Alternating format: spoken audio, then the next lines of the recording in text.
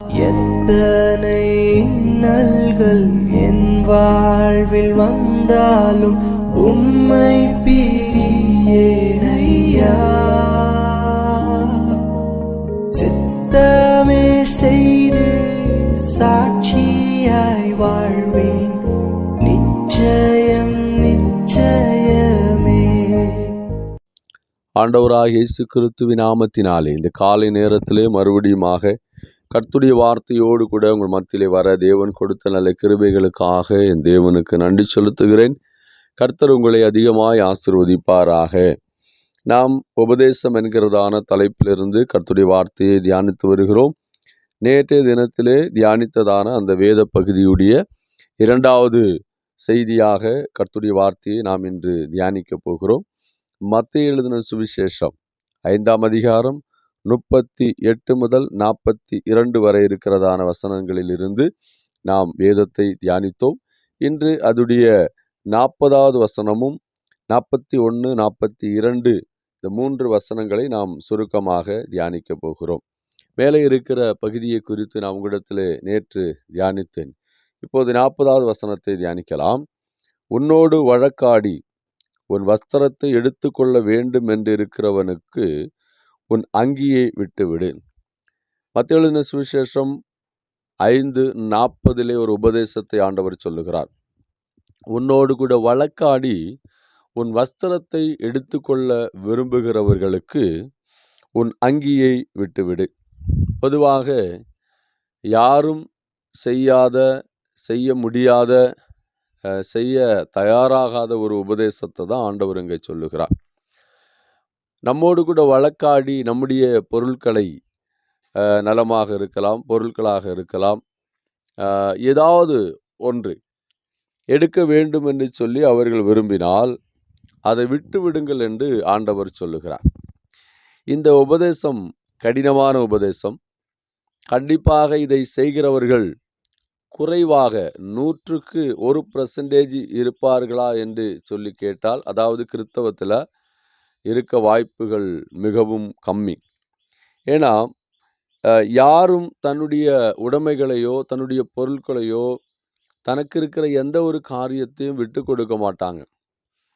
ஒரு சில நபர்கள் இருக்கிறாங்க, போட்டும் விட்டுருங்க, அதுக்கு எதுக்கு போட்டு அப்படின்னு சொல்லி சில நபர்கள் ஓகே விட்டுருவோம் அப்படின்னு சொல்லி தீர்மானிப்பார்கள்.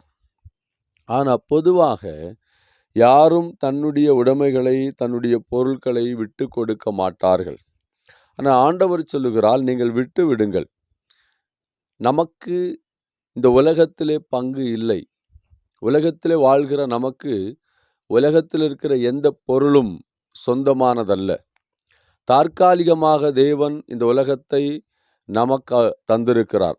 இந்த உலகத்திலே கொஞ்ச காலம் மாத்திரம் வாழ்ந்த பிற்பாடு அவரை விசுவாசிக்கிற பிள்ளைகளுக்காக ஏற்படுத்தியிருக்கிறதான நித்திய ஜீவனுக்குள் பிரவேசிக்க வேண்டும். அதனால தான் ஆண்டவர் இந்த வார்த்தையை இங்கே பயன்படுத்துகிறார். இந்த உலகத்தில் நாம் சில காரியங்களை இழந்தாலும் பரவாயில்லை, நம்முடைய சகோதரனுக்காக அதை இழந்து தேவனுடைய ராஜ்யத்தை பெற்றுக்கொள்ள வேண்டும்.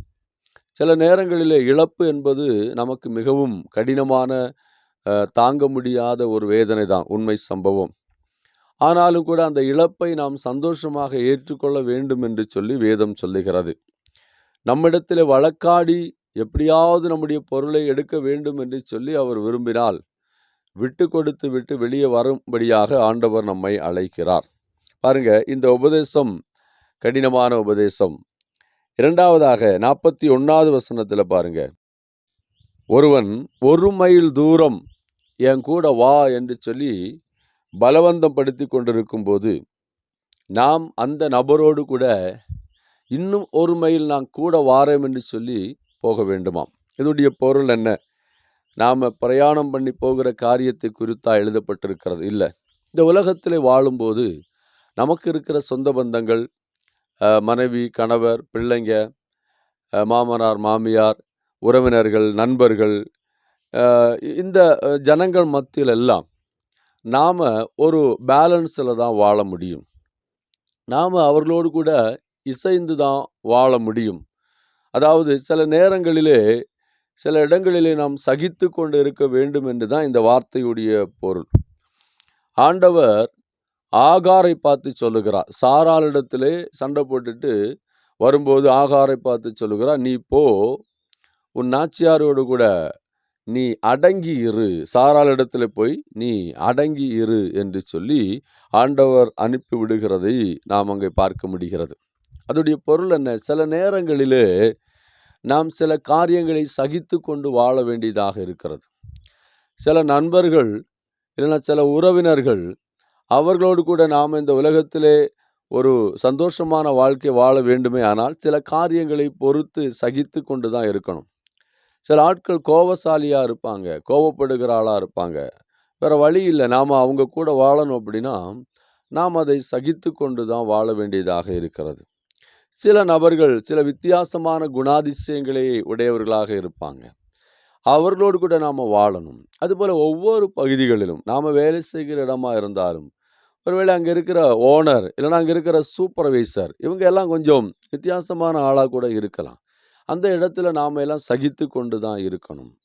ஒருவேளை நம்முடைய மனைவி இல்லைன்னா நம்முடைய கணவர், நம்முடைய பிள்ளைங்க, நம்முடைய அப்பா அம்மா, நம்முடைய சொந்த பந்தங்கள் எல்லாம் ஒரு வித்தியாசமான கேரக்டர், நாம் விரும்பாத ஒரு குணாதிசயமாக அவர்களுடைய குணாதிசயம் இருந்தாலும் கூட, அவர்களோடு கூட இந்த உலகத்தில் நாம் வாழும்போது நாம் கொஞ்சம் பொறுமையாக ஒரு பேலன்ஸில் தான் வாழணும்னு தான் இந்த வார்த்தை நமக்கு கற்றுத்தருகிறது. அதனால தான் ஆண்டவர் சொல்லுகிறார், ஒருவன் உன்னை 1 மைல் தூரம் பலவந்தம் பண்ணினால் அவனோடு கூட 2 மைல் தூரம் போ என்று சொல்லி ஆண்டவர் அங்கே கற்றுக் கொடுக்கிறதை நாம் பார்க்க முடிகிறது. நாம் தேவ சமூகத்துக்குள் பிரவேசிக்க வேண்டும் என்று விரும்பினால், மேலே சொல்லப்பட்டிருக்கிற உபதேசம் பாருங்க, ஒருவன் உங்க கூட வழக்காடி உங்களுடைய ஆடையை வஸ்திரத்தை எடுக்கணும்னு சொல்லி அவன் போராடினா விட்டு கொடுங்கன்னு ஆண்டவர் சொல்றார்.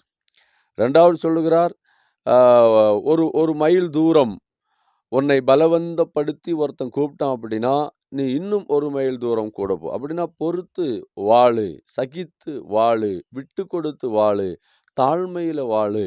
சில நேரங்களிலே நாம் அப்படிதான் வாழணும் அப்படின்னு ஆண்டவர் சொல்லுகிறார். இந்த சிச்சுவேஷன் நம்முடைய வாழ்க்கையில வந்து ஆகும், வந்தே தீரும். அந்த இடத்துல எல்லாம் நாம இப்படிதான் வாழணும் அப்படின்னு ஆண்டவர் நமக்கு கற்றுத் தருகிறார் இந்த வார்த்தையின் மூலமாக. அதனால இந்த வார்த்தையை நாம கௌரவமாக எடுத்துக்கொள்ள வேண்டும். இது ஆண்டவர் சொன்ன வார்த்தை, ஆண்டவர் தன்னுடைய நாவினாலே உரைத்ததான வார்த்தை. 42வது வசனம் பாருங்க, உன்னிடத்தில் கேட்கிறவனுக்கு கொடு, உன்னிடத்தில் கடன் வாங்க விரும்புகிறவனுக்கு முகம் கோணாதே. கேட்கிறவனுக்கு கொடு என்று ஆண்டவர் சொல்லுகிறார். அடுத்து சொல்லுகிறார், கடன் வாங்க விரும்புகிறவனுக்கு நீ முகம் கோணாதே. ஆனா கடன் கொடுக்க கூடாது அப்படின்னு சொல்லி வேதாகமத்தில் எழுதப்பட்டு, அதாவது வட்டிக்கு கொடுக்க கூடாது அப்படின்னு சொல்லி வேதாகமத்திலே எழுதப்பட்டிருக்கிறது. கைமாற்று அப்படிதான் கடன். கடன் அப்படின்னா ஒரு நபருக்கு நாம் அவருடைய தேவைக்கு உதவி செய்கிறோம், ஒரு கைமாற்றாக கொடுக்கிறோம், அவர்கள் அதை சில நாட்களுக்குள்ளாக திரும்ப தந்து விடுகிறார்கள். இப்போ ஆண்டவர் சொல்லுகிறார், உங்ககிட்ட கேட்கிற நபரிடத்துல நீ முகம் கோணாத, நீ கடன் கேட்டா கொடுத்து விடு என்று ஆண்டவர் சொல்லுகிறார். நமக்கு தெரியும், இப்படிப்பட்ட சூழ்நிலைகள் எல்லாம் நம்முடைய வாழ்க்கையிலே கடந்து வரும். சில நேரங்களிலே சில நபர்களுக்கு நாம் கொடுத்தா அவங்க திரும்ப தரவே மாட்டாங்க, அது ஒரு பிரச்சனை இருக்கிறது. சில நேரங்களில் சில நபரிடத்துல நாங்கள் போய் கேட்டால் வச்சிருந்தாலும் என்ன பண்ண மாட்டாங்க, தரமாட்டாங்க, அதுவும் ஒரு பிரச்சனை இருக்கிறது. ஆண்டவர் சொல்லுகிறார், நீங்கள் கொடுங்க. இந்த வசனங்கள் எல்லாம் நீங்கள் படித்து பார்த்தீங்க அப்படின்னா எதை மையமாக வைத்து எழுதப்பட்டிருக்கிறது அப்படின்னா வேற ஒன்றுமே இல்லை. ஆண்டவர் இதில் சொல்லக்கூடிய ஒரு காரியம், இந்த உலகத்தின் வாழ்க்கை முக்கியம் அல்ல. இந்த உலகத்திலே நாம் சம்பாதிப்பதோ, இந்த உலகத்திலே சேர்த்து வைப்பதோ, அது எல்லாம் ஒரு நாள் அழிந்து விடும். சேர்த்து வைக்கக்கூடாது, பேங்கில் பேலன்ஸ் இருக்கக்கூடாது, நகை நட்டு வாங்கக்கூடாது, இல்லைன்னா நிலம் வாங்கக்கூடாது, வாகனம் வாங்கக்கூடாது, அப்படி அல்ல. எல்லாரும் இந்த பூமியிலே வாழும்போது சொத்து சேர்த்து வைக்கணும், பணம் சேர்த்து வைக்கணும். நம்முடைய காரியங்கள் எல்லாம் நாம் அதை ஞானமாக, ஆண்டவரே சொல்லியிருக்கிறார், எறும்பினிடத்தில் போய் கற்றுக்கொள்ளு, அது எப்படி வாழுதுன்னு பாரு அப்படின்னு ஆண்டவர் சொல்லி தந்திருக்கிறார். அது உண்மை, அதில் எந்த ஒரு மாற்றம் இல்லை. ஆனால் ஆண்டவர் இதில் என்ன சொல்ல விரும்புகிறார் அப்படின்னா, சில நேரங்களிலே நாம் எல்லாம் இழக்க வேண்டியதாக இருக்கும், எல்லாம் விட்டு கொடுக்க வேண்டியதாக இருக்கும். சில நேரங்களில் இப்படிப்பட்ட ஒரு பேலன்ஸான வாழ்க்கையை தான் இந்த உலகத்தில் வாழ வேண்டியதாக இருக்கும். அதனால தான் ஆண்டவர் இந்த உபதேசத்தை நமக்கு கற்றுத் தருகிறார். இந்த உபதேசம் ரொம்ப கடினமான ஒரு உபதேசம். இந்த உபதேசத்தின்படி வாழ்வது நமக்கு மிகவும் மிகவும் கடினமான ஒரு காரியம், உண்மைதான். ஆனாலும் இந்த உபதேசத்தின்படி நீங்களும் நானும் வாழ வேண்டும் என்று சொல்லி ஆண்டவர் விரும்புகிறார். இந்த வார்த்தையினாலே கர்த்தர் உங்களை ஆசீர்வதிப்பாராக. அடுத்த செய்தியிலே இன்னொரு உபதேசத்தோடு கூட உங்களிடத்தில் வருகிறேன். கர்த்தர் உங்களை ஆசீர்வதிப்பாராக. God bless you.